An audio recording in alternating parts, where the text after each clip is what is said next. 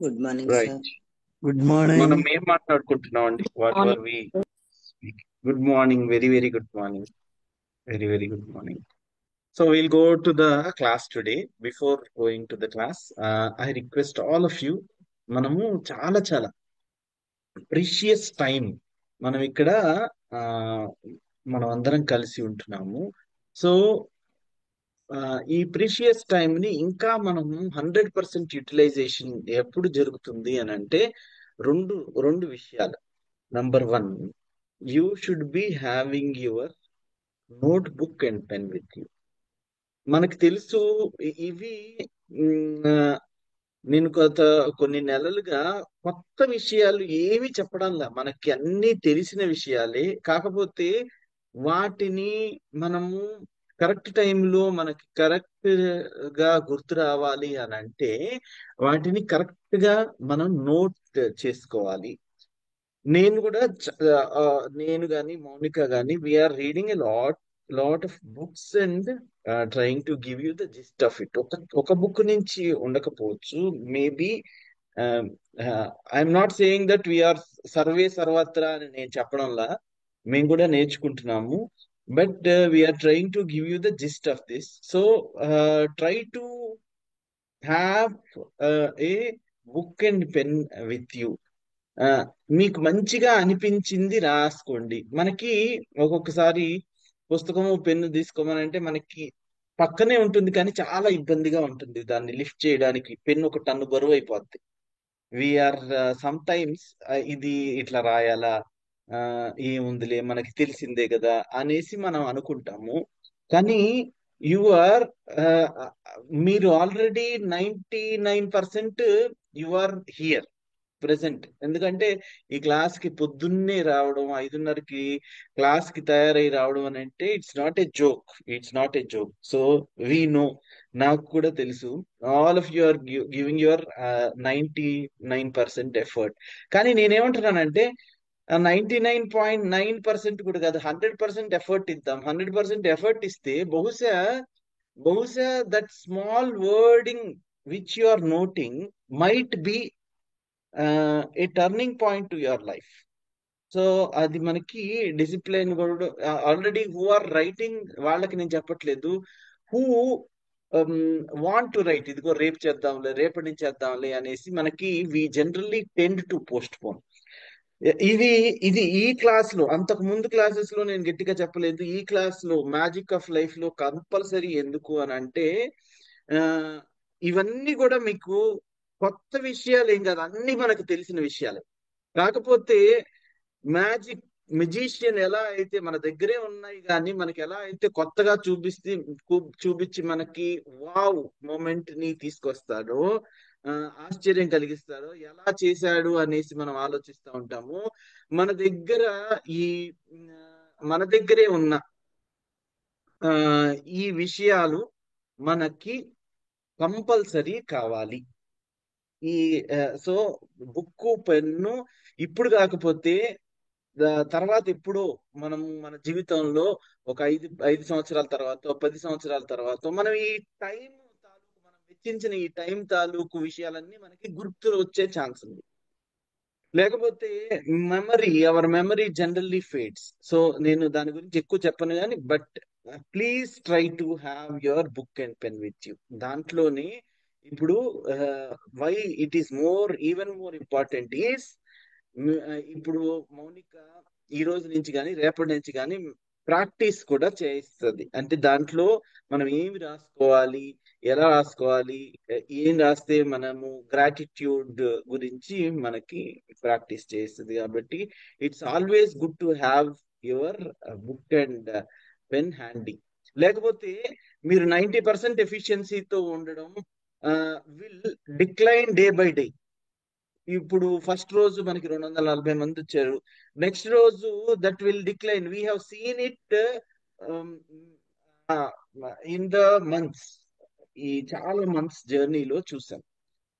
So already తెచ్చుకున్న వాళ్ళకి ఇది చిరాకు అనిపిస్తుంది కానీ, but we want all of us, మంచి మనుషులంతా ఒకటే, ఈ 240 250 people should have this journey throughout the month అనేసి చెప్తున్నా.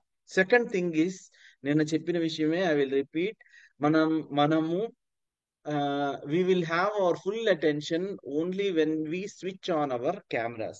మనకి చాలా కెమెరాస్ ఆన్ చేసుకోకపోవడానికి కారణాలు 10 ఉండొచ్చు. కెమెరా ఆన్ చేసుకోవడానికి కారణం ఒకటే ఒకటి, to have our 100% attention. Believe me, nobody is really interested as to see you how you look. మీరు ఎలా ఎలా కనిపిస్తున్నారు is never an interest area to any of us, any of the people who are switching on the cameras or who are not switching on the cameras. So మనకి అది mind లో ఉంటే, these are the rules that I want to tell.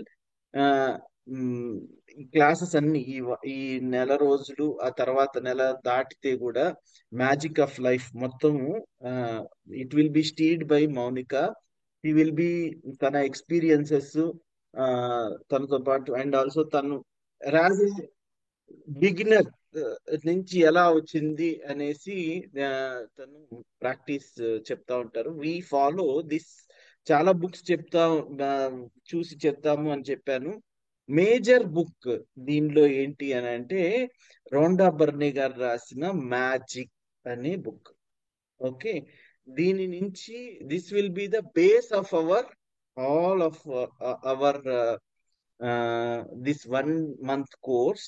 But apart from this, there are at least 7-8 books which we will be touching to tell you. Major book ఇది అంటే major book అని అంటే ఇప్పుడు practices ఒకదాని తర్వాత ఒకటి, అంటే step by step practices మనము దీంట్లో ఉన్నాయి కాబట్టి దీన్ని మనం మేజర్ బుక్ గా తీసుకుంటున్నాం.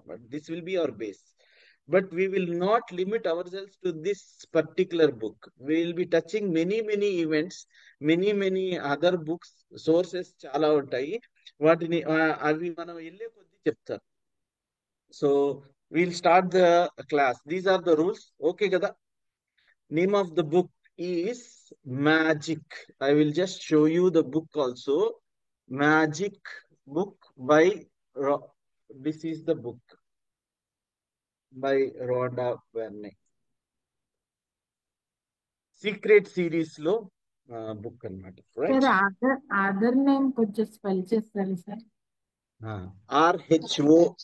RHONDA Rhonda, RHONDA Rhonda, BYRNE.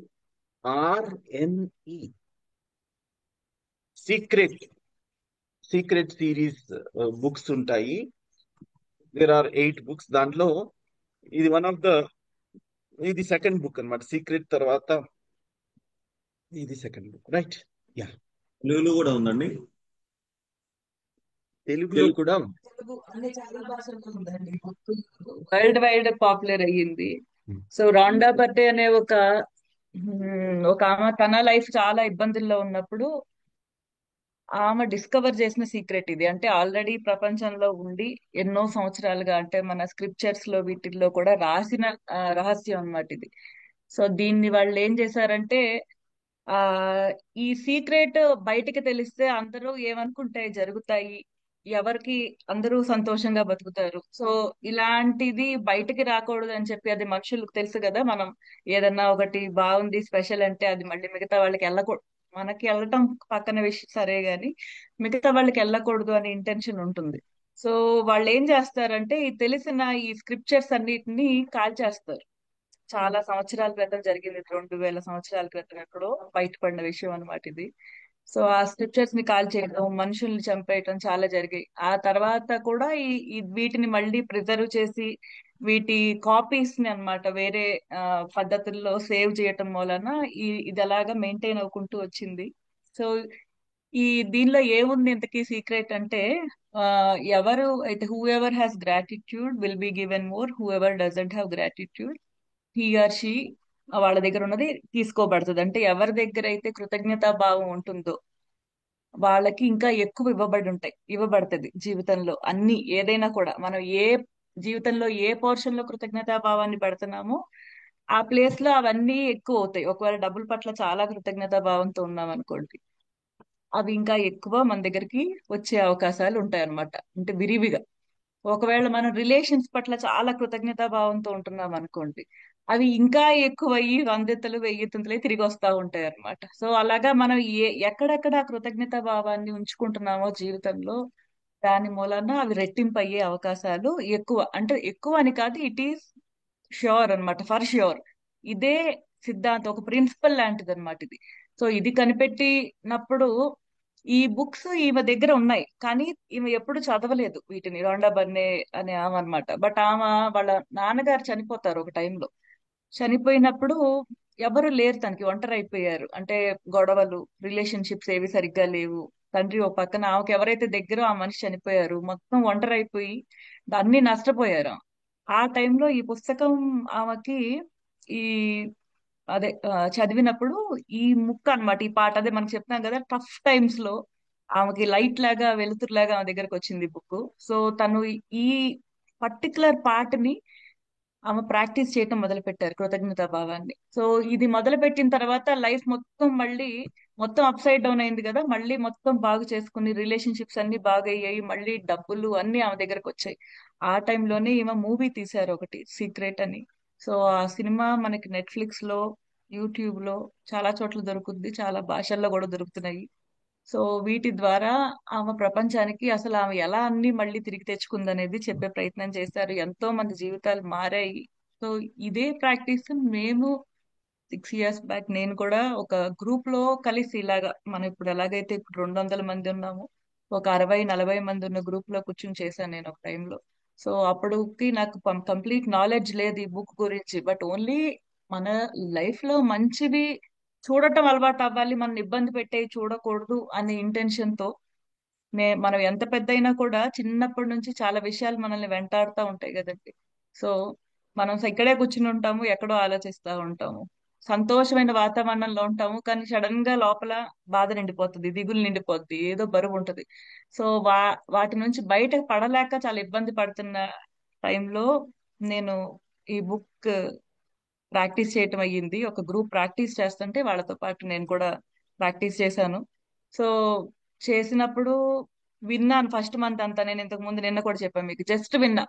ఒక నెల వినడమే, కెమెరా కూడా ఆన్ చేయలే, వెనకాలే ఉన్నాను, వింటా ఉన్నా, అందరినీ చూస్తున్నా. ఎంతవరకు ఇది పాసిబుల్ అని అనమాట, నమ్మకం ఉండదు కదా వెంటనే. సో చూస్తా, అబ్జర్వ్ చేస్తా ఉన్నా, కెమెరా ఆన్ చేయడానికి ధైర్యం లేదు. సో సెకండ్ మంత్ కూడా చూస్తా ఉన్నా. సగం నుంచి కెమెరా ఆన్ చేయమని చెప్పి హస్బెండ్ కొంచెం గట్టిగా చెప్పారు, ఇదిగో నువ్వు ఇలా అయితే నువ్వు ఇంకెప్పటికీ ఇన్వాల్వ్ అవ్వలేవు, నువ్వు కెమెరా ఆన్ చేయాల్సిందే అంటే నేను నెమ్మదిగా కెమెరా ఆన్ చేయడం మొదలు పెట్టా. ఆ తర్వాత నెమ్మదిగా మాట్లాడటం స్టార్ట్ చేశాను. ఆ తర్వాత వాళ్ళు క్వశ్చన్స్ ఏవో అడుగుతున్నా, డౌట్లు అడుగుతున్నా, లేదంటే దీన్ని ఏమంటారు అని చెప్పి ఊరికి అర్థం అడుగుతున్నప్పుడు మాట్లాడేదాన్ని. సో అలా నాకు నెమ్మదిగా నా కాన్ఫిడెన్స్ ఇంక్రీజ్ అయ్యింది. ఆ తర్వాత నేను దీన్ని లోతుగా పట్టుకోవడం మొదలు పెట్టాను. అర్థం చేసుకుని పెన్ను బుక్ దగ్గర పెట్టుకుని రాయటం మొదలు పెట్టా. ఆ తర్వాత తిరిగి దీన్నే నేను తిరిగి చెప్పటం మొదలైంది. ఎందుకంటే నా జీవితంలో అది మార్పు ఎంత వేగంగా తెచ్చిందంటే, నా నేను కొన్ని పనులు చేసేదాన్ని, చేసిన తర్వాత నేనే చేశానా అని అనిపించేది. సో అలాంటి డ్రైవింగ్ ఫోర్స్ గా మారింది నా లైఫ్ లో ఇది. సో ఈ రోజు ఇక్కడ కూర్చుంటాను, ఒక నెల చేసినా మళ్ళీ నెల తర్వాత నాకు అనిపిస్తది, ఓకే, నిజంగా కంప్లీట్ చేశానా 30 రోజులు అని. సో అంత శక్తి మనలో ప్రవహిస్తది. అండ్ నేను నమ్మేది ఏంటంటే, అలాంటి శక్తి ఉండేది దైవానికి. సో ఈ పుస్తకానికి ఆ శక్తి ఉందండి. సో ఆమె ఎంత కష్టపడ్డారంటే, ఆమె దగ్గర రూపాయి లేనప్పుడు సినిమా తీసి అప్పుల పాలైపోయి కూడా ఆమెకు నమ్మకం ఏంటంటే తిరిగి అన్ని జీవితంలో వచ్చేస్తాయని అనుకుందాం. మొత్తం లైఫ్ లో కావాల్సినవన్నీ ఆమెకు సక్రమంగా అన్ని సమకూరాయి. ఆ సో తన గురించి ఒక్కసారి మీరు నెట్ లో ఎక్కడన్నా సర్చ్ చేయండి, మీకు తెలుస్తుంది తను ఇప్పుడు ఎలా ఉన్నారు, ఏంటి, తను ఎంత సంపాదించారు, ఏంటి అని. మొత్తం ఎంత మంది అంటే వేలల్లో, లక్షల్లో, కోట్లలో ఆమెకు ఉత్తరాలు రాస్తా ఉంటారంటే, నా లైఫ్ ఇలా చేంజ్ అయింది అని చెప్పి. సో అంత ప్రభావం ఉన్న పుస్తకం తనకి. మొత్తం 4, 5, 6 పుస్తకాలు ఉన్నాయి దగ్గర దగ్గర మనకి అవైలబిలిటీలో. సో మేము ఆల్మోస్ట్ అన్ని బుక్స్ చదివాము అలా. అంటే 4-5 ఇయర్స్ బ్యాకే చదివాము, బట్ వాటిని మేము రిపీట్ చేస్తూ ఉంటాం, ఎందుకంటే ఆ కంటెంట్ అవి కూడా వీలైనంత మీ దాకా వెళ్ళాలని ప్రయత్నం చేస్తూ ఉంటాం. మాకు ఎలాగంటే దా దాన్ని గ్రాటిట్యూడ్ ని నన్ను విడదీయలేరు యాక్చువల్ గా. ఎలాగంటే అది నేను ఒకటే. నేను నా జీవితం గ్రాటిట్యూడ్ కి ముందు అంటే కృతజ్ఞతా భావం జీవితంలో పెట్టడం మొదలయ్యాక లేనప్పుడు అంటే అదొక జీవితం ఇదొక జీవితం కింద లెక్క, అంటే ఇది కొత్త జీవితం కింద లెక్క నాకు. సో అంత డ్రాస్టిక్ గా నా లైఫ్ లో చేంజెస్ వచ్చాయి. సో దట్స్ వై ఇది వీలైనంత మందికి నా వైపు నుంచి మా వైపు నుంచి తీసుకెళ్లాలని మా ప్రయత్నం. So that's it. సో దీనిలో చెప్పేది ఆ సీక్రెట్ ఏంటి అంటే ఆమె పట్టుకున్నారు. ఓకే, కృతజ్ఞతా భావాన్ని మనం జీవితంలో ఎక్కడ పెడితే అంటే జీవితం మొత్తం అన్నిటి పట్ల కృతజ్ఞతా భావంతో ఉంటే జీవితం మొత్తం మారిపోతుంది. మీరు ఇప్పుడు గమనిస్తే లైఫ్ లో మీరు ఏ పాత్ర ఏ ప్లేసెస్ లో అబ్బా నా ఫ్యామిలీ ఎంత బాగుంది అని అనుకున్నారు అనుకుందాం. మీకు మీ ఫ్యామిలీ పట్ల చాలా ఇష్టం, ప్రేమ, మంచి సాటిస్ఫాక్షన్ ఉందని అనుకుందాం. ఆటో మీరు మీ ఫ్యామిలీ పరంగా మీకు అన్ని బాగుండి ఉంటాయి. అలాంటి ఫీలింగ్ ఉన్నవాళ్ళు ఇప్పుడు మీరు చెప్పండి ఎంతమందికి ఆ పాత అలా ఉందండి ఫ్యామిలీ పరంగా. సో ఆఫీస్ పరంగా నా ఆఫీస్ బాగుంటుంది, నా మా బాస్ బాగున్నాడు, అబ్బా నాకు ఎంత మంచి ఆపర్చునిటీ వచ్చింది అని ఫీల్ అవుతున్నాం అనుకోండి. అలాంటి ఫీలింగ్ దేనిలో ఉందో అవి బాగున్నాయి ఆ ఏరియాస్. చూడండి మీ ఫీలింగ్ నేను అడిగేది ఫీలింగ్ అండి. మీకు ఎక్కడ ఫీలింగ్ బాగుందో బాగుంది అని ఫీల్ అవుతున్నారు ఆ ప్లేసెస్ అన్ని బాగున్నాయి. ఎక్కడ మీరు ఫీలింగ్ ఆపోజిట్ పెడుతున్నారు అంటే బాగోలేదు అని పెడుతున్నారు అక్కడ అన్ని ఇంకా వరస్ట్ గా ఉంటాయి. అంటే వెళ్ళే కొద్దీ అవి నాశనం అయిపోతా ఉంటాయి కానీ వాటిల్లో ఏమి ఇంప్రూవ్మెంట్ రాదు. బాస్ గురించి కానీ లేదంటే వైఫ్ గురించి కానీ ఇంకేదన్నా కూడా రిలేషన్షిప్స్ గురించి కానీ లేదంటే లైఫ్ లో ఏ పార్ట్ బాలేదు బాలేదు అని పదే పదే మనం అనుకుంటున్నామో అవి ఇంకా ఇంకా ఇంకా ఇంకా పాడైపోతూ వచ్చాయే గానీ ఆ వాటిల్లో ఏమీ బాగుపడల. ఎప్పుడైతే మీరుగా ఇక్కడ బాగుంది అని మీరు అనుకున్నారో అవి మాత్రమే అంటే ఆ పోర్షన్స్ మాత్రమే వెలుగులోకి వస్తున్నాయి. అబ్జర్వ్ చేయండి.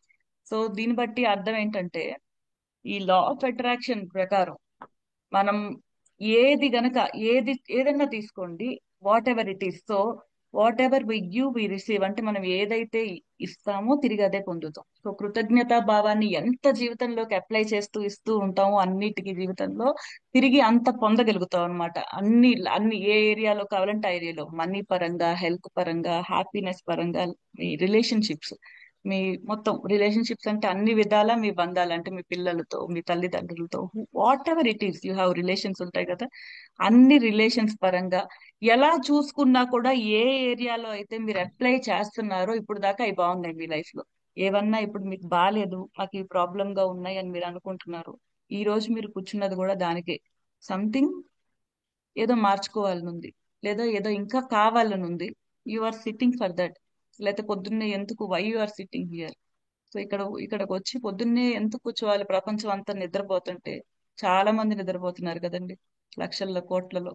Why you are sitting here కదా. ఏదో మిస్ అయింది అనిపిస్తుంది కదా లైఫ్ లో.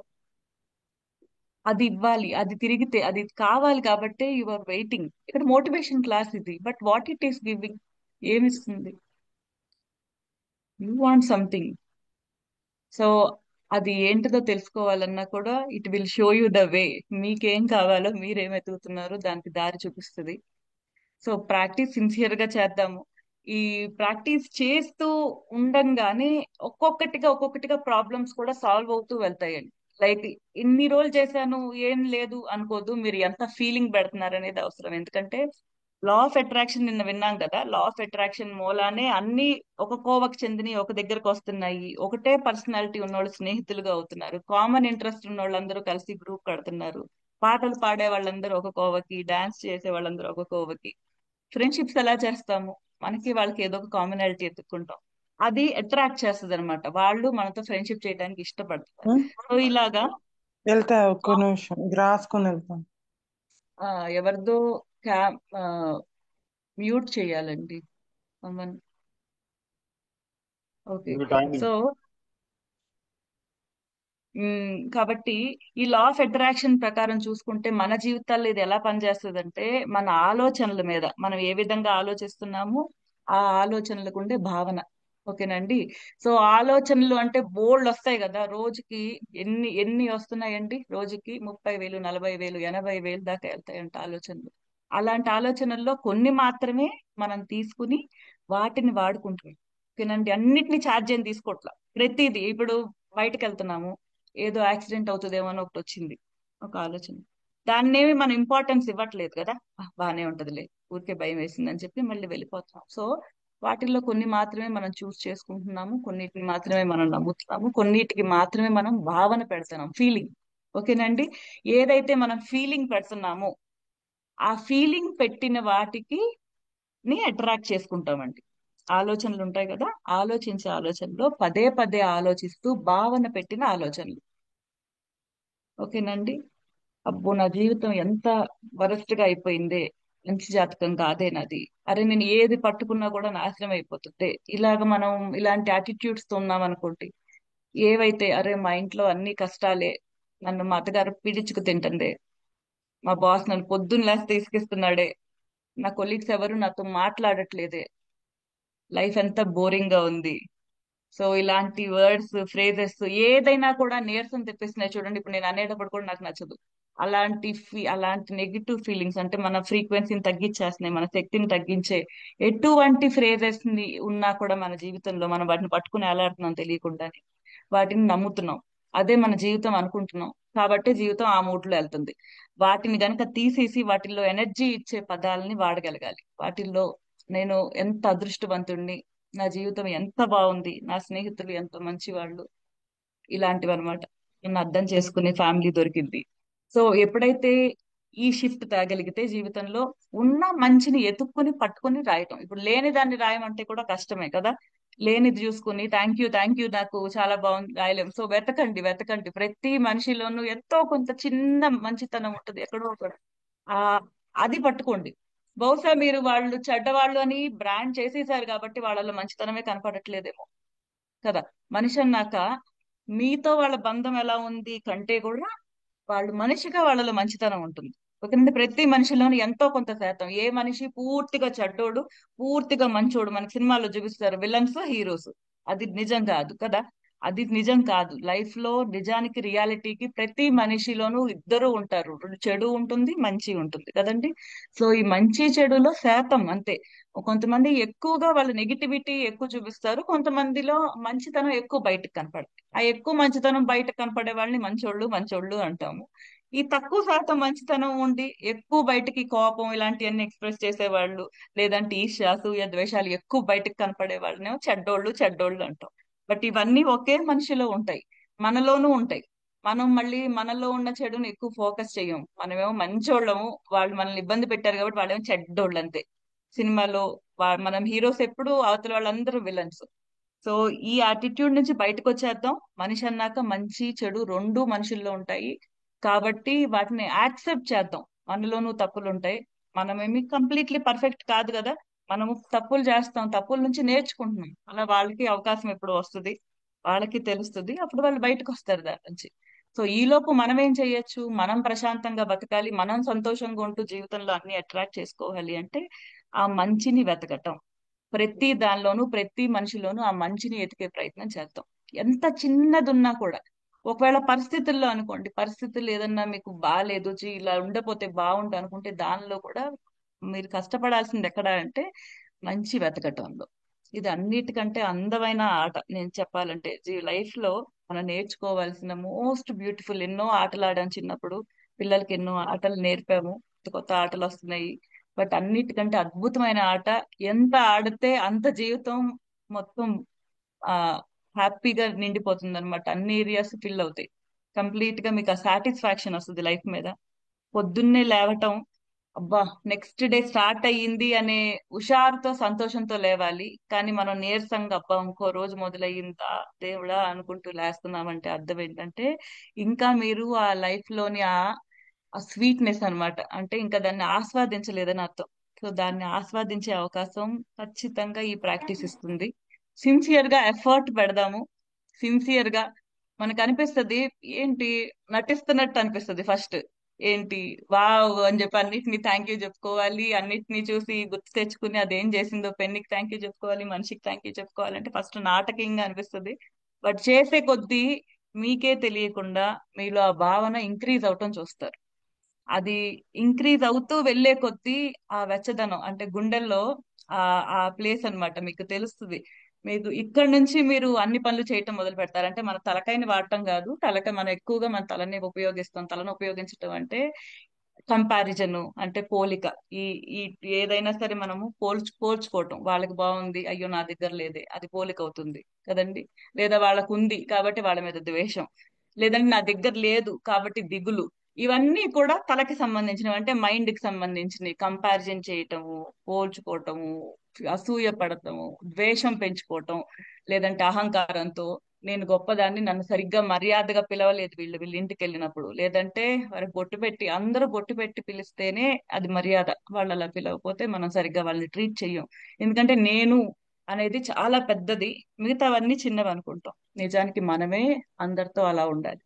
మనమే అందరినీ పలకరించి బొట్టు పెట్టి పలకరిద్దాం. అవసరంలా ఎవరు ఎంత ట్రీట్ చేశారు అనే దాని మీద ఫోకస్ ఎక్కువ పెడతాము. ఈ ప్రాక్టీస్ ద్వారా ఏమవుతుందంటే మన వైపు నుంచి ఎంత ఇస్తున్నాము అనేది కొలమానం అన్నమాట. మన జీవితం బాగుండాలంటే మనం ఏమి ఇస్తున్నాము, మనం ఎలా ఉంటున్నాము అనేది. అవతల వైపు నుంచి ఏం చూస్తామంటే వాళ్ళకి నేను ఇంకేం చేయగలను, వాళ్ళు నాకు ఏమేం చేశారు అనే వాటి మీద మాత్రమే ఫోకస్ ఉంటుంది. అంటే వాళ్ళు మనకి ఏం పెట్టారు, ఏం చేశారు, ఎంత బాగా చూసుకున్నారు, ఎంత బాగా మాట్లాడారు. అది ఒక్కసారి జరిగిన జీవితంలో మీ వంద మీరు 100 సార్లు వాళ్ళు కలిశారు, కానీ ఆ ఒక్కసారిని గుర్తు తెచ్చుకుంటాం. సో ఇదండి. సో బ్రైట్ సైడ్ లైఫ్ లో మొత్తం అన్ని ఏరియాస్ లోని బ్రైట్ సైడ్స్ ని చూసి పట్టుకుంటాం, వాటిని గుర్తు తెచ్చుకుని రాసుకోవటం చేస్తాం అండి. So this is about so law of. ఇప్పుడు ఒక విషయము ఇది అర్థమైతే చాలా విషయాలు అర్థం అవుతాయి మనకి. మన బిలీఫ్ సిస్టమ్ ఎలా తయారవుతుంది అనేది అర్థం కావాలంటే మన నమ్మకాలు ఎలా ఏర్పడతాయి అనేది తెలియాలి ఫస్ట్. సో మన నమ్మకాలు ఎలా ఏర్పడుతున్నాయండి? నేను ఇది అని మనకు తెలియటం, నేను ఏదైనా చేయగలను, నేను భలే చురుకైన మనిషిని, లేదంటే నేను మొద్దుని, ఏదో ఒకటి ఇలాంటి భావన మనకు పడతాయి కదా బిలీఫ్ సిస్టమ్ లో. సో ఇలాంటివన్నీ ఎలా పడి ఉంటాయి? అవతల మనుషుల గురించి ఒపీనియన్స్, వీళ్ళు అనగానే పిక్చరైజేషన్, వీళ్ళు అనగానే ఒక క్యారెక్టర్, ఒక పేరు చెప్పాను అనుకోండి, డాక్టర్లు, పోలీసులు. పోలీసులు చాలా క్రూయల్ గా ఉంటారు, లేదంటే చాలా వాళ్ళు ఇవన్నీ చూసి, క్రైమ్స్ చూసి, అవి చూసి వాళ్ళు చాలా గట్టి పడిపోయి ఉంటారు, వాళ్ళకి సెన్సిటివిటీ ఉండదని ఫీల్ అవుతాము.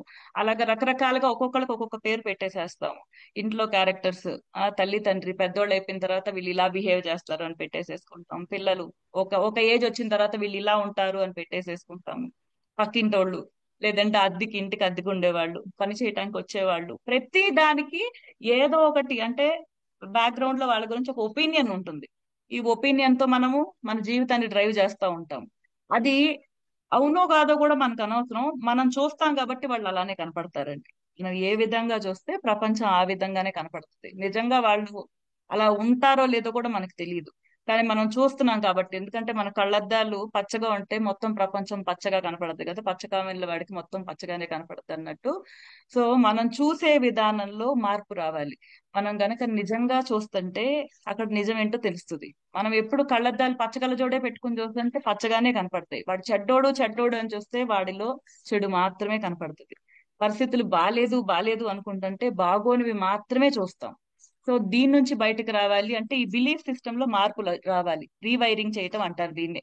రీవైరింగ్ చేయటం అంటే ఏం లేదు, మన బ్రెయిన్ లో ఎన్నో ఏళ్లగా చిన్నప్పటి నుంచి పడిపోయిన భావనలు, మనం పెరిగిన వాతావరణం, మనం నమ్మినవి. అంటే ఆ ఒక చిన్న ఎగ్జాంపుల్ చెప్తాను. ఆ నేను చిన్నపిల్లగా ఉన్నప్పుడు, నా పర్సనల్ దే చెప్తాను. సో చిన్న పిల్లగా ఉన్నప్పటి నుంచి ఆ నేను అబ్జర్వ్ చేసిన దానిలో మా అమ్మాయి యావరేజ్ స్టూడెంట్ అనే వర్డ్ ని ఎక్కువ వాడేవాళ్ళు మా వాళ్ళందరూ అనమాట, న్యాచురల్ గా. సో ఇప్పుడు నేను చదువు సరిగ్గా చదవట్లేదు, యావరేజ్ గా చదువుతున్నాను. సో వాళ్ళు ఏంటి యావరేజ్ ఎలా మన వాళ్ళు నేమ్ చేస్తారంటే ఈ యావరేజ్ అనే వర్డ్ అన్నిట్లో వాడేసేవాళ్ళు. నా కెపాసిటీస్ ఏంటో ఎవరికీ తెలియదు. సో ఓకే, నేనేం చేశాను, ఓహో నేను యావరేజ్ గా చదువుతా కాబట్టి నేను అన్ని రకాలుగా నా జీవితంలో నేను యావరేజ్ గానే వెళ్తాను అనేది నేను పెట్టేసుకున్నాను అనమాట చాలా చిన్న వయసులో. సో యావరేజ్ అనేది నా లైఫ్ ని కంట్రోల్ చేయడం మొదలుపెట్టింది. ఎందుకు? పదే పదే నేను అది వినడం మూలాన, అదే నిజమని నేను నమ్మటం మూలాన, నా భావనల్ని నేను దానికి అటాచ్ చేయటం మూలాన అది నా నమ్మకంగా మారిపోయింది. నేను అంతకు మించి ఎప్పుడు ఏమి ప్రయత్నించలా. నాకు ఎన్ని అవకాశాలు వచ్చినా లేదు, ఇది నా కేటగిరీ కాదు, నన్ను వదిలేసేయండి, నేను చేయలేను అని చెప్పి నేను వెనక్కి వెళ్ళిపోయేదాన్ని. నాకు డాన్స్ ఆపర్చునిటీస్ వచ్చినా, నన్ను పాట పాడమన్నా, నన్ను స్కూల్లో ప్రేయర్ చెప్పమన్నా, ఏది ఇచ్చినా కూడా ఐ సెడ్ నో. అలాగా చేతి దాకా వచ్చిన ఎన్ని ఆపర్చునిటీస్ అంటే వీటిల్లో ఏ ఒక్కటి నేను ప్రయత్నించినా బహుశా నేను చిన్నప్పుడే తెలుసుకుని ఉండేదాన్ని నా కెపాసిటీ ఏంటిది అనేది. బట్ నేను ఎప్పుడు ఆ ప్రయత్నం చేయలేకపోయా. బికాస్ నా నమ్మకం నన్ను ఆపేసింది. నా నమ్మకం ఏం చెప్తుంది, నేను చాలా యావరేజ్ మనిషిని. సో నేను వెనక వెనక అందరి మధ్యలో లోపల ఎక్కడో ఉండాలి అని చెప్పేది. నన్ను నేను ఆపేసుకునేదాన్ని. సో నమ్మకాలు ఇలా ఏర్పడతాయండి.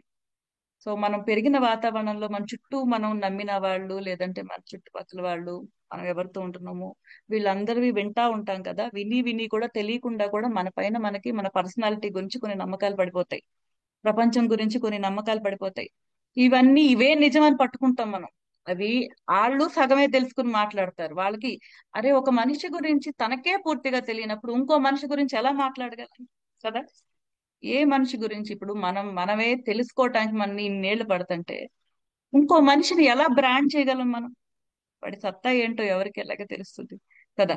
సో ఎవరిని ఎప్పుడు బ్రాండ్ చేయొద్దు. ఇప్పుడు దాకా మీ మీద మీరు వేసుకున్న ఏ పేరునైనా తీసేసేయండి, అవి నిజం కాదు. మీరు తక్కువ అని వేసుకున్న ఏదైనా సరే అన్నిటిని తీసేసేయండి. Those are not true. మీరు నమ్ముతున్నారు అంతే. ఏదో ఒక టైంలో అది పడింది. చిన్నప్పుడు మీరు ఏదైనా ఎక్కడన్నా ఇప్పుడు ఏదైనా తప్పు చేస్తే మీ టీచర్ తిట్టడం మూలానో, ఒరే నీకు తలకి ఎక్కట్లేదురా అని ఏదో ఒకటి అనుంటారు. ఎప్పుడన్నా అలా అనుంటే ఆ మాట కూడా పట్టేసుకుని ఓకే, తలకి ఎక్కవన్నమాట విషయాలు. అందుకని పిల్లలతో మాట్లాడేప్పుడు చాలా జాగ్రత్తగా మాట్లాడాలి. మ్యాథ్స్ రాదు, సైన్స్ ఇంట్రెస్ట్ లేదు, ఇలాగా చిన్నప్పుడే కొన్నిటిని పట్టుకుంటాము అండ్ వాటిని అలానే కంటిన్యూ చేస్తాం. నేను అలాగా చిన్నప్పుడు మ్యాథ్స్ కి చాలా భయపడేదాన్ని. ఎంత భయపడేదాన్ని అంటే రోజు దండం పెట్టుకునేదాన్ని మేడం రాకపోతే బాగుండని చెప్పి. సో నేను నైన్త్ క్లాస్కి వచ్చేదాకా అదే కంటిన్యూ అయ్యింది. నైన్త్ క్లాస్కి వచ్చిన తర్వాత మా మదర్ ఏం చేశారంటే మా మదర్ టీచర్. సో తనకి చాలా దగ్గర తెలిసిన సార్ దగ్గర నన్ను ట్యూషన్ పెట్టారు. ట్యూషన్ పెడితే ఆయన వచ్చి బోర్డు మీద మ్యాథ్స్ చెప్తా ఉండేవాళ్ళు. ఇంట్లోనే బోర్డు అన్ని ఉండే వాళ్ళకి. సో చెప్పేటప్పుడు ఒక పెద్ద ప్రాబ్లం మొత్తాన్ని సాల్వ్ చేసి ఇంతే అనేవాడు అనమాట. లాస్ట్ లో ఒక వర్డ్ ఇంతే, ఏముంది ఇలా ఒక్క వర్డ్ నా జీవితం మార్చేసింది. అంటే మ్యాథ్స్ పట్ల నా డైమెన్షనే మార్చింది. ఇన్నాళ్ళు ఎవరు అంటే ఇంత ఈజీ అనే ఇంటెన్షన్ ఆయన క్రియేట్ చేశాడు నాలో. సో నేను అప్పటి నుంచి మ్యాథ్స్ ఇష్టంగా చేయటం మొదలు పెట్టా. అన్నేళ్లు నరకం చూసి ఆ స్కూల్కి వెళ్ళాలంటే భయపడేదాన్ని. అదే అదే మ్యాథ్స్ ని ఒకసారి ఆ దృక్పథాన్ని మార్చాడండి ఆయన. జస్ట్ బోర్డు మీద పై నుంచి బోర్డు కింద దాకా ప్రాబ్లం సాల్వ్ చేసేవాళ్ళు. అది మామూలుగా అయితే నేను పారిపోయి ఉండేదాన్ని. బట్ ఆయన ఏం చేశారంటే అంతా చేసి ఇంతే, ఎంత ఈజీగా చేసావా, ఈ ఒక్క మాట ఆయన ప్రతిరోజు వాడేవాళ్ళు. ప్రతిరోజు ఆల్మోస్ట్ ప్రతిరోజు వాడేవాళ్ళు. ప్రతిరోజు నేను ఆయన కోసం ట్యూషన్కి వెళ్ళేదాన్ని. ఎందుకంటే ఆ మాట వెంటంటే ప్రాణంగా హాయిగా ఉండేది నాకు. సో ఇలా ఎంతమంది ఎన్ని విధాల మనము ఎన్ని ఒపీనియన్స్ ని ఫామ్ చేసేసుకుని ఉండుంటామో వాటిని అన్నిటినీ మన నమ్మకాలుగా మారిపోతాయి. ఏదైతే పదే పదే మనం ఆలోచిస్తామో ఆలోచనకి భావనని అటాచ్ చేస్తాము. అంటే భావన అంటే తెలుసు కదండి.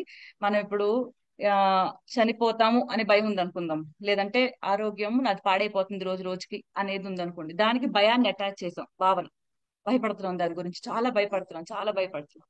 ఆటోమేటిక్ గా అదే మన నిజంగా మారుతుంది. ఎందుకంటే ఇది మన లోతైన మైండ్, సబ్ కాన్షియస్ మైండ్ అంటారు, దానిలోకి యాక్సెప్ట్ చేయబడుతుంది. ఇప్పుడు భావనని అటాచ్ చేసినప్పుడు ఏ ఆలోచన అయితే పదే పదే ఆలోచిస్తూ మన జీవిత కాలంలో ఆ ఆలోచనకి ఎప్పుడూ ఒక భావన, భయాన్ని గాని సంతోషాన్ని గాని అటాచ్ చేసి ఉంచుతామో ఆ పర్టికులర్ ఆలోచన మన నమ్మకంగా మారిపోతుంది.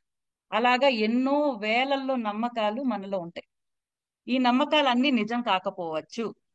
సో ఈ నిజం కాని నమ్మకాల నుంచి బయటికి రావడానికి దారి ఏంటంటే అన్నిటి పట్ల కృతజ్ఞతా భావాన్ని పెంచుకుంటాము. ఈ ప్రయత్నంలో అన్నిటి మీద మనకి ఉన్న ఏవైతే రాంగ్ బిలీఫ్స్ ఉన్నాయో అవి తుడిచిపెట్టుకుపోతాయి. అవే ఎక్కువ మనమేమి వాటిని పట్టుకుని ఓహో నేను ఇక్కడ ఇలా ఉన్నాను అని తీయాల్సిన అవసరం కూడా ఉండదు. ఈజీగా క్లియర్ అయిపోతాయండి అన్ని. వాటికి ఈజీగా క్లియర్ అయిపోతాయి. అంతే. ఏం చేస్తామంటే అసలు ఇలాంటి ఆలోచనలే రావు. ఎందుకంటే పొద్దున్న లేస్తే దేనికి థ్యాంక్ యూ చెప్పుకున్నా అని చూస్తూ ఉంటాము. మనిషి కనపడితే గబగబా వెళ్ళి థ్యాంక్ యూ చెప్పాలనిపిస్తుంది. ఈ అబ్బాయి ఏం మంచి చేశాడా అని చూస్తాము. పొద్దున్న లేవంగానే చిరునవ్వుతూ లేస్తాము. పడుకునేప్పుడు చిరునవ్వుతో మనస్ఫూర్తిగా నిద్రపోతాం. ఆటోమేటిక్ గా 30 రోజులు 40 రోజులు లేదా ఒక 60 రోజులు ఇలాంటి ప్రాక్టీస్ చేస్తే రీవైరింగ్ స్టార్ట్ అవుతుంది అనమాట. అంటే మన నమ్మకాల్లో మార్పు జరగటం మొదలవుతుంది. జీవితాన్ని ఆస్వాదించడం మొదలు పెడతాం. అసలు ఎలా చూడాలో తెలుస్తుంది, నిజమేంటో కనపడతా ఉంటుంది.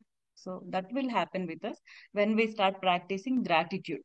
సో ఆమె ఇది చేయటానికి ఎంత కష్టపడ్డారంటే రొండా బర్నే గారు ఇంకా చాలా మంది ఉన్నారు, జాక్ క్యాన్ఫీల్డ్ అని, వీళ్ళందరూ మీకు తెలిసే ఉండుంటారు. మీరు ఎంఎంఐ ఇలాంటి ప్రోగ్రామ్స్ కి వీటికి ట్రాక్టర్, వీళ్ళందరూ అంటే ఎవరెవరైతే ఈ సీక్రెట్ ని పట్టుకుని దీన్ని ఎన్నో విధాలు ఉపయోగించుకుంటూ అందరికి కౌన్సిలింగ్స్ ఇస్తూ చేస్తున్నారు, వీళ్ళందరినీ కలిసి సంవత్సరానికి ఒకసారి వీళ్ళందరూ కలుస్తారంట. అంటే ఈ పెద్ద పెద్ద వాళ్ళందరూ ఎవరైతే ఈ సీక్రెట్ ని సరిగ్గా వాడుకుంటూ చేసిన వాళ్ళు, సైకాలజిస్టులు, వీళ్ళందరినీ కలిసి దానికి తగ్గట్టుగా ఆమె ఈ బుక్ అంటే ప్రాక్టీస్ గా తేవటానికి, మంచి ప్రాక్టికల్ గా తన జీవితం మారాలంటే ఈ కృతజ్ఞత భావాన్ని ఏ ఆర్డర్ లో పెడితే, అంటే సైకలాజికల్ గా కూడా ఎలా పెడితే మనకి మన రీవైరింగ్ జరుగుద్ది అనేది తను అందరినీ కన్సల్ట్ చేసి ప్రాక్టీస్ ని తయారు చేశారండి దీన్ని. సో దీన్ని సిన్సియర్ గా ఫాలో అయిన వాళ్ళకి చాలా మార్పులు వస్తాయి జీవితంలో. కొంచెం ప్రాక్టీస్ చేసినప్పుడు కొంచెమే మార్పులు వస్తాయి. డిపెండ్స్ అపాన్ మనం ఎంత భావన పెడుతున్నాము, నిజంగా కృతజ్ఞత భావన ఎంత ఫీల్ అవుతున్నాము. పెట్టే కొద్దీ ఫీలింగ్ కూడా పెరుగుతూ వెళ్తుంది. ఒకటి ఫస్ట్ లో ఫేక్ గా అనిపించిన మనం పెట్టే కొద్దీ ఫీలింగ్ ఇంకా స్ట్రాంగ్ అవుతా వెళ్తుంది. ఆటోమేటిక్ గా మీరు ఆ వెచ్చదనాన్ని అనుభవిస్తారు. చిన్న చిన్న వాటికి కూడా కళ్ళ నిండా నీళ్ళు వచ్చే రోజులు కూడా వస్తాయి. అలాంటి కృతజ్ఞత భావంతో ఉన్నప్పుడు నోటితో కోరుకోండి, తలలో తలుచుకోండి, అవి మీ ముందుకి రావటం ఎంత శక్తివంతంగా వస్తాయి అంటే, అరే నేను నోటితో కూడా అనలేదే, తలుచుకున్నవి కూడా చేతుల దాకా రావటం చూస్తారు. అలాంటి అలాంటి మ్యాజిక్ అంటే ఇదే, మ్యాజిక్ అంటే ఇంకేమీ లేదు. మనం కనుక అలాంటి హైయెస్ట్ గ్రాటిట్యూడ్ అనే ఫ్రీక్వెన్సీలో కనుక చేరితే ఈ వస్తువులు ఇవన్నీ చాలా చిన్న విషయాలు, కోరికలు తీరటం ఇవన్నీ చాలా చాలా చిన్న విషయాలు అయిపోతాయి. ఎందుకంటే వాటికి ఎక్కువ టైం పట్టదు. మీరు ఏం వెతుకుతున్నారో అది మీకోసం కూడా అతి వేగంగా మీ దగ్గరకు వస్తూ ఉంటుంది.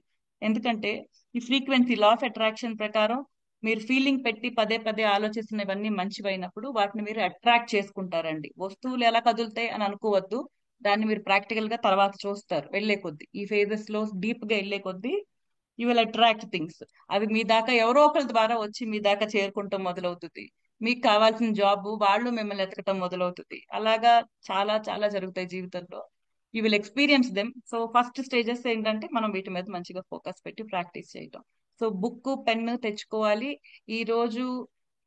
సో నేను ఇది అంటే ఈ డెప్త్ ఇది ఇంత ఉంటది అని తెలిస్తే మనం సిన్సియర్ గా ప్రాక్టీస్ చేస్తాం కాబట్టి నేను నాకు కొన్ని ఎక్స్పీరియన్సెస్ కూడా చెప్పాను. బట్ ఇంకా మనం వెళ్లే కొద్దీ తెలుసుకుంటూ ఇంకా క్లియర్ గా వెళ్దాము. రోజు ఒక 20 మినిట్స్ క్లాస్, 20 మినిట్స్ ప్రాక్టీస్ లాగా చేద్దాము. So that we will successful గా మనం ఒక 1 మంత్ లో కంప్లీట్ చేయొచ్చు దీన్ని. సో దట్స్ ఇట్ అండి. సో మనకి 6:15 అవుతుంది కాబట్టి anybody wants to speak just for 1 minute, we'll have this and then we'll call it a day. Tomorrow we'll have the class. So ఈ మంత్ మా పాప కూడా she also want to involve in this practice. తను 4 years గా చేస్తుంది.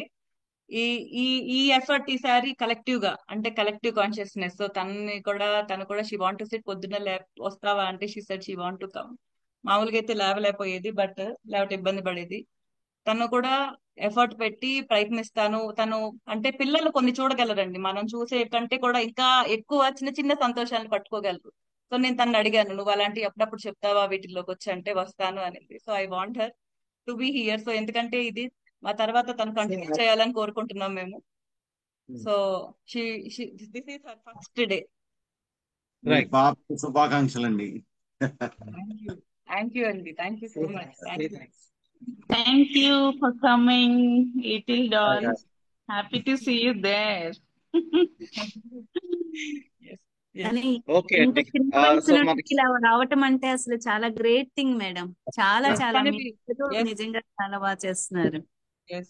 తనవి కొన్ని experiences ఉన్నాయండి. అప్పుడప్పుడు చెప్పుద్ది. అంటే మన క్లాస్ టైమింగ్స్ బ్రేక్ అవ్వకుండా హాలిడే అన్న రోజు తనకి 3 years నుంచి కొన్ని ఎక్స్పీరియన్సెస్ ఉన్నాయి. వాటిని తను చెప్పుద్ది నెమ్మదిగా. మనకి హాలిడే ఉన్న రోజుల్లో తను చెప్తా ఉంటుందండి. లేదంటే తన బెస్ట్ థింగ్స్ లాస్ట్ 5 minutes తను she will talk with you. మనం రేపు మనం కలుద్దాము. All the best. ఒక doubt Jyotsna go ahead. Fine, చెప్పండి. యాక్చువల్ గా మీరు మా పర్సన్స్ గురించి మనం పాజిటివ్ గా ఆలోచించాలి అని చెప్పారు. At the same time situations కూడా బ్యాడ్ గా ఉంటే ఎలానే ఆలోచించాలి అన్నారు. బట్ ఆ సిచ్యువేషన్స్ అనేది ఇట్స్ అ లాంగ్ ప్రాసెస్ కదా మ్యామ్. సో దాన్ని మనం ఎలాగా సో మనకి ఓకే అది ముందు అందుకనే 10 రోజులు మనం ఓన్లీ మన ఫోకస్ మన పాస్ట్ మీద ఉంటుందండి. ఆల్రెడీ మన జరిగిపోయిన జీవితం నుంచి మంచి విషయాలను ఎత్తుక్కుని రాయటం. ఒక్కొక్క డేకి ఒక్కొక్క టాస్క్ లాగా ఇస్తాము. ఆ టాస్క్ లో నుంచి మనం రాసుకోవాల్సి వస్తుంది. ఆ తర్వాతే మనము నెమ్మదిగా రిలేషన్షిప్స్ లో డీప్ గా వెళ్తాము. సో ముందే ఏమి ఇబ్బంది ఉండదు. మనం ముందే ప్రాబ్లమ్స్ మీద ఫోకస్ పెట్టాం. ఆల్రెడీ జీవితంలో జరిగిన మంచిని గుర్తు తెచ్చుకుని రాయటం. 10 రోజులు ఇందులో వస్తుంది అన్ని కవర్ అవుతాయండి. కవర్ అవుతాయి. Every part of your life will be covered. అది నేను చెప్పగలను షూర్ గా. ప్రతి పార్ట్ అంటే మీరు ఎక్కడ మీ క్వశ్చన్స్ ఉన్నాయో అవన్నీ కవర్ అవుతాయి. సో ఒక 30 days పేషెన్స్ తో మనం ఈ ప్రాక్టీస్ చేస్తే చాలు. వి విల్ సీ అన్ని ప్లేసెస్ కవర్ అయ్యాయని తెలుస్తుంది. Okay, thank so you. Love you all. Namaste. Thank you very much. Thank you అండి. Thank you very much. Thank you Thank so much. you very much. Thank you so much. Thank you so much. Thank you so much.